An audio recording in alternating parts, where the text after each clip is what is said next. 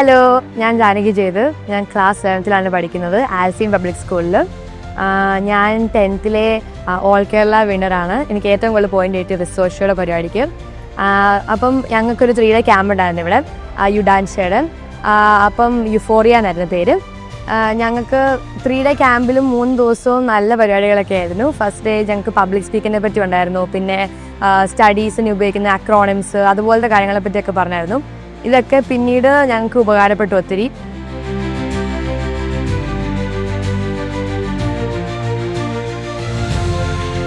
Hello, hi, ഞാൻ മാധവ് മഹേഷ്, യുദാൻഷയുടെ വിന്നറാണ്.